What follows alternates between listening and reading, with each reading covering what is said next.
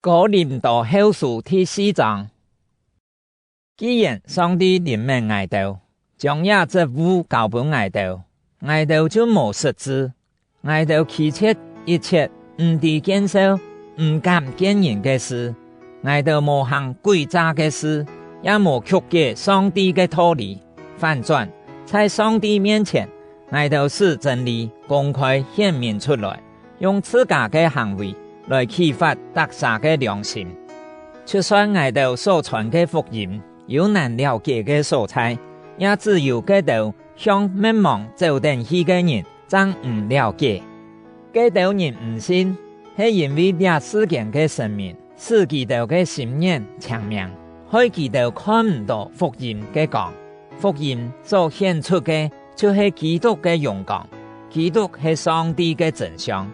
我哋唔係傳自家，我哋所傳嘅就是耶穌基督係主。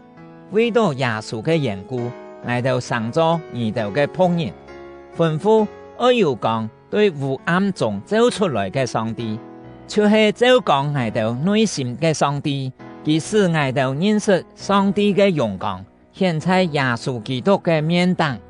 總係我哋係嚟做嘅事嘅，地位竟然長等倆屬靈嘅寶貝，倆就是顯明，倆無比嘅大能係屬上帝嘅，唔係屬我哋嘅。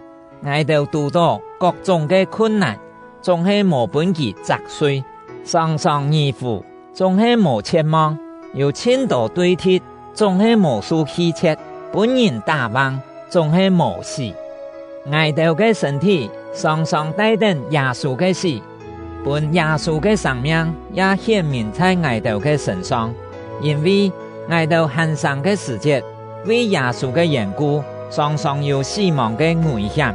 為到使耶穌嘅生命在我哋會受難嘅身上顯明出來，這就是講，我哋常常面對死亡，而就殺得到生命。聖經講，我信，所以我信仰。就這種信仰嘅精神，我哋也信，所以我哋也信仰。我哋知，使主耶穌復活嘅上帝，也一定會使我哋同耶穌共下復活，也帶我哋同伊哋共下到佢嘅面前。這一切隆重係為到伊哋，安樣上帝嘅恩典臨到越多人，就會有越多人獻上佢哋嘅感謝，來彰顯上帝嘅榮光。因為安樣，我哋無實質，雖然我哋外在嘅身體漸漸敗壞，總係我哋內在嘅生命日日溫馨。我哋所讀到這참事受苦嘅痛苦，會為我哋帶來貴重無比永遠嘅榮光。